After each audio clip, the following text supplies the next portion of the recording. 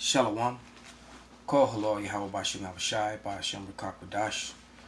Double honors unto the apostles and the elders. Salutations to all my fellow laborers doing this work in truth and sincerity, risking their lives and their freedom to do so now more so than ever. To the scattered elect that are scattered around the four corners of the earth among the heathen nations that be like unto the speckled bird, meaning they look like the heathen but are indeed Israelites.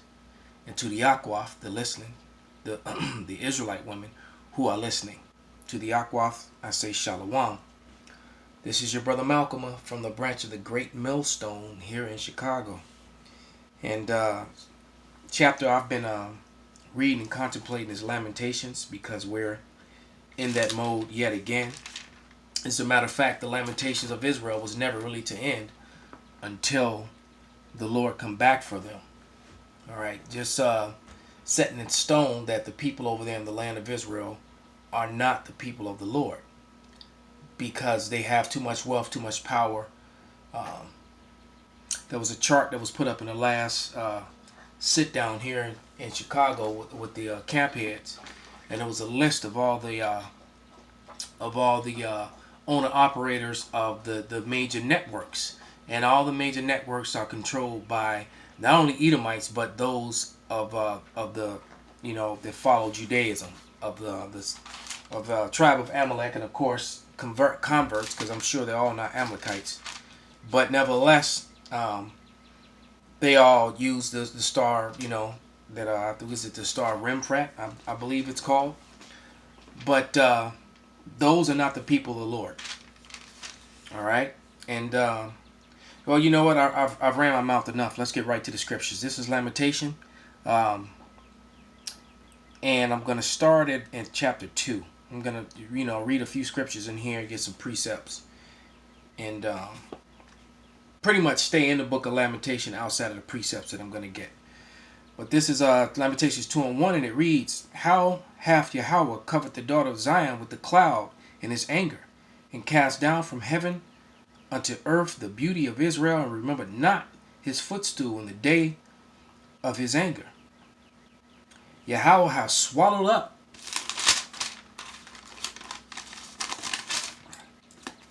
all the inhabitants of Jacob, and have not pitied. He hath thrown down the wrath of the strongholds of the daughter of Judah. He hath brought them down to the ground. He hath polluted the kingdoms and the princes thereof. He hath cut off the fierce anger of all the horn of Israel." So Israel has no power, no military, no government, none of that. The Lord cut it all off. And so you'll get scoffers and women of our own nation that, especially those that cater to their enemy, to Esau, Edom, who will scoff and talk stuff against the men of the Lord and against the men that believe, or even some of the sisters that believe, and Edomites as well, with the whole we was Cain's, that whole sort of thing. But it's clear when you learn history that they stole history. They stole our heritage from us. That they took away all the artifacts and things of that nature. They painted their face. And didn't it say, Job 9:24, "The earth is given into the hand of the wicked. He covered the faces of the judges thereof." They covered up our faces and put up their own. And that's a typical of a devil, is to handicap you and then challenge you to a race. This is how they operate. In pride. They pridefully operate in wickedness and crookedness. And unbalanced, in complete unbalance. But it says, "He hath cut off in his fierce anger all the horn of Israel. He hath drawn back his right hand from before the enemy. He hath burned against Jacob like a flaming fire, which devoureth." So let's go to Psalms. Get a quick precept. Because the Lord went from being our Savior to our enemy because of our behavior. All right, because of what we did. But the Lord said that He was going to redeem us back, though. All right. And this was King David asking. It says, and this was during the defilement of the temple. That's what it says in my Bible at the top. They were defiling our temple. I'm going to start at verse 10. Well, the point was in 11. Actually, I'm going to start at verse 9. We see not our signs, there is no more any prophet, neither is there among us any that knoweth how long.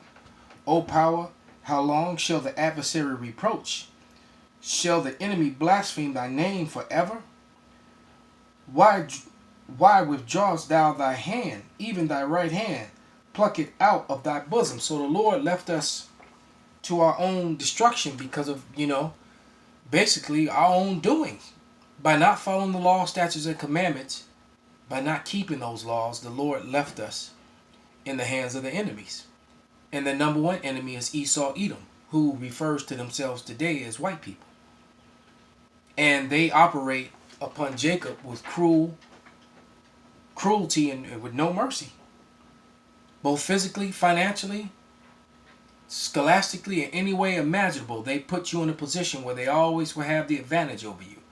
As a matter of fact, President Lincoln even wrote something to that effect. It's on record about how the advantage should always be to the so-called white man. And remember, they self-prescribed that label upon themselves in 1681 in Virginia. Can't bring that point up enough. All right, that was yet their last disguise as trying to cover up their nationality. So they labeled themselves as white when there's no such thing as white people, nor black people. This is for the new people that are listening. People are different shades of brown, and people are different shades of red. There is no such thing as a black or white person. You got brown people and red people.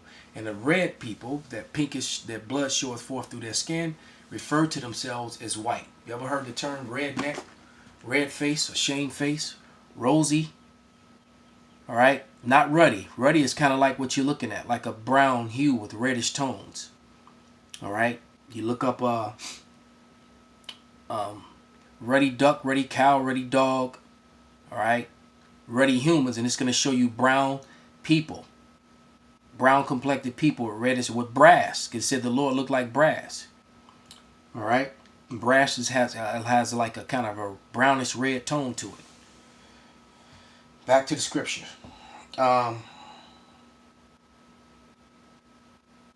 This is Lamentations, the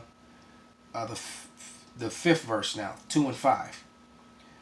Yahweh was an enemy. He hath swallowed up Israel. He hath swallowed up all her palaces.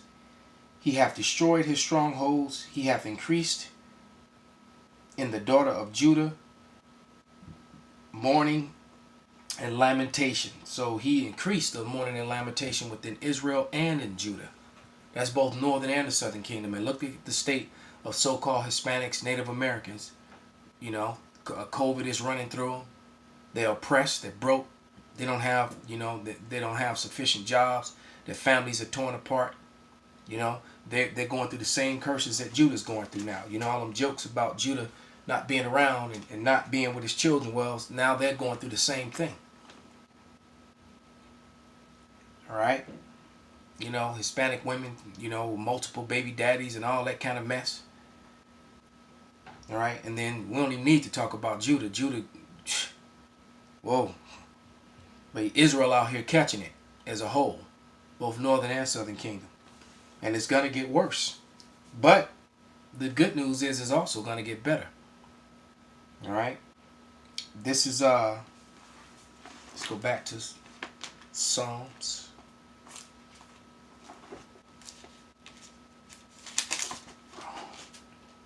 Uh, 89 and 46.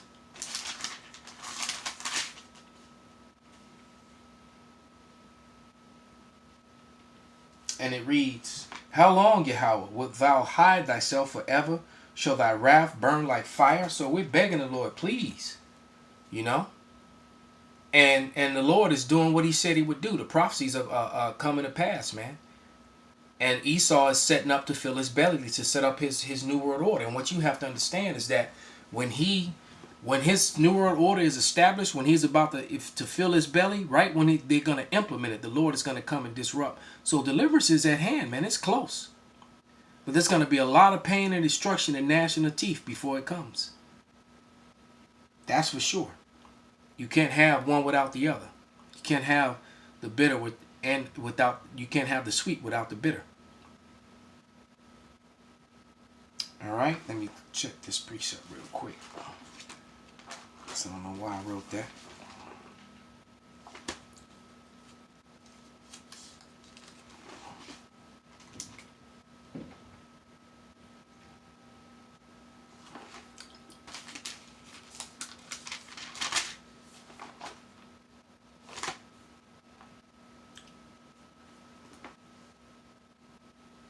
Yeah, okay, Jeremiah 21, verses 4 and 5, and it reads, Thus saith Yahweh, power of Israel, Behold, I will turn back the weapons of war that are in your hands, wherewith ye fight against the kingdom of Babylon and against the Chaldean, which besiege you without the walls, and I will assemble them in the midst of the city.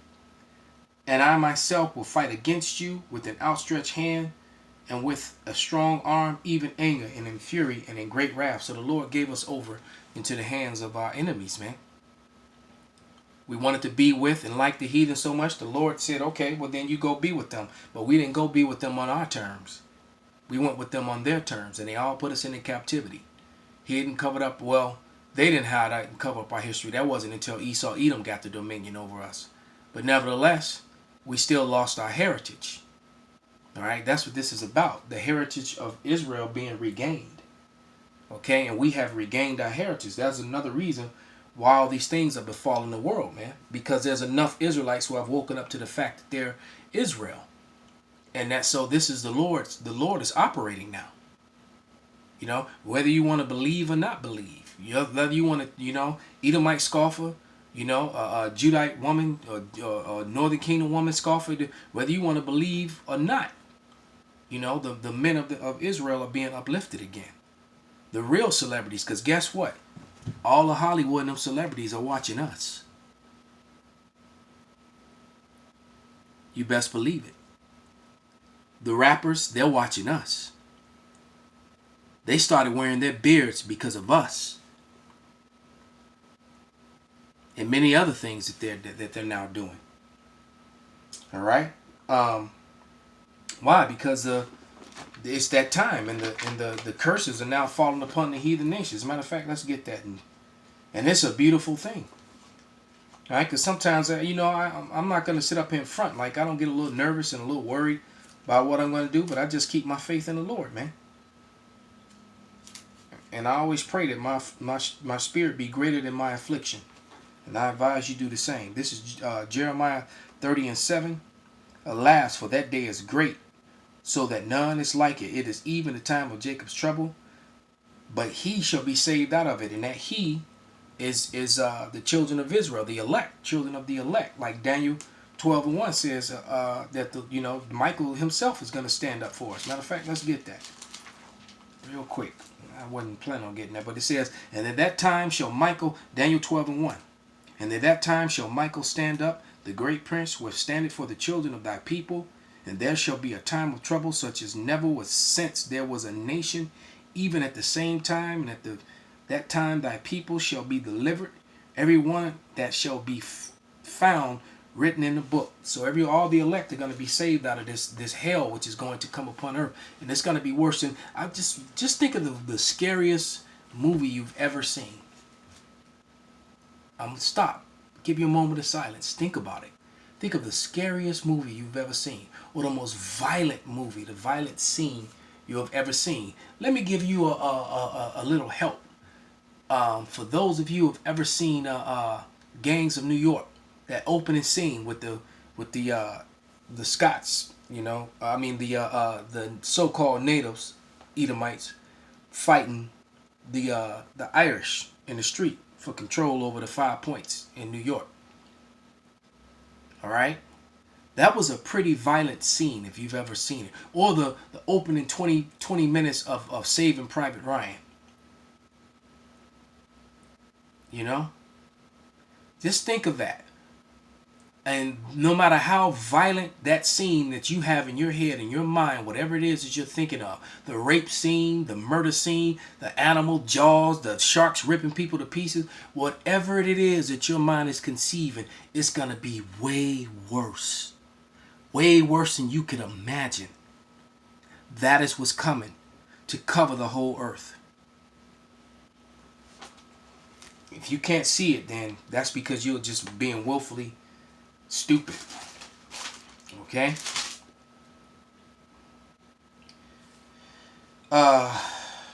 Matter of fact, I was just in Jeremiah 30. Let's go back there. Got a precept. Yeah, and it says, and I will satiate the soul of the priest with fatness, and my people shall be satisfied with my goodness, saith Yahweh. So the Lord is going to eventually redeem us out of this mess. But we still got to be tested because the hour of temptation needs to come. And if you can, clearly see that this whole forced vaccination and microchip thing is at hand. As a matter of fact, it's knocking on the door. It's already rolling out west. And it's going to be moved right across. They're starting out, I think it's in Washington State. And it's starting to skip tracing out of Ventura, California, which is also how you know that Bobby Rush, why would a so-called Negro in the state of Illinois institute something and it'd be started in a whole nother state all the way across country? Man, this is bigger than him. They just put his face on it. All right, how the hell the mayor of Ventura is gonna implement a rule that was created by a senator in the state of Illinois? Don't even make sense, man. All right, they put a face on it because yet again they're revealed. So they try to put a Jake's face on it. Old sellout politician. But you better believe any politician, anybody that's involved in politics is not for our people. That you can guarantee. All right, so let's go to Lamentations 5 verses 1 and 2. And it reads, remember, O Yahweh, what has come upon us. Consider and behold our reproach.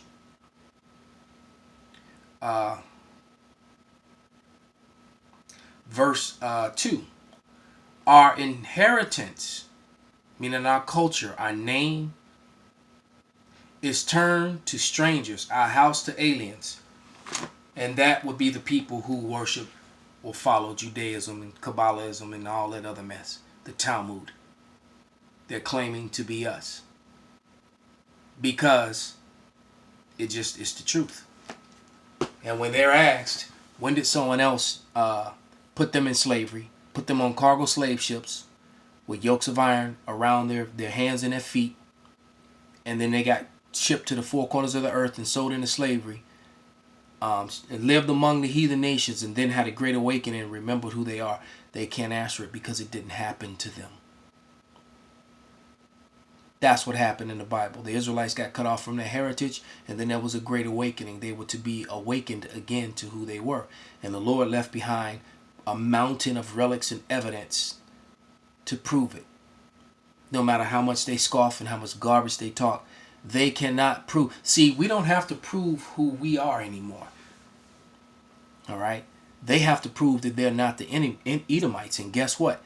There's 2 mountains of evidence to prove that. This is Lamentation 4 and 21. And it reads, rejoice and be glad, O daughter of Edom, that dwelleth in the land of Uz. The cup also shall pass through unto thee. Thou shalt be drunken, and thou shalt make thyself naked. And you've been made naked. You've been made bare. We now know who the Edomites are. And they're boldly proclaiming their new world order. They're 666 with their this new, and that's the mark of a man. And that man is not Bobby Rush. All right, the mark of a man, meaning a people, a race. The mark of Edom. Obadiah 10. The punishment of thine iniquity is accomplished, O daughter of Zion. He will no longer carry thee away into captivity. He will visit thine iniquity, O daughter of Edom. He will discover thy sins. And that's where we are. We're at that point. All right. So all hell is about to break loose in America very soon. Probably by the end of the summer, if we even make it through the summer, going into the fall.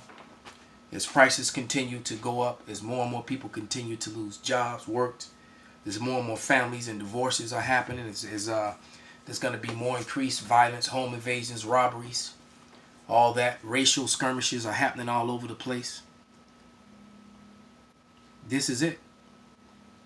Call halal Yahweh Bashim Abashai, Bashim Rakakwadash, Wa Abba Shalom.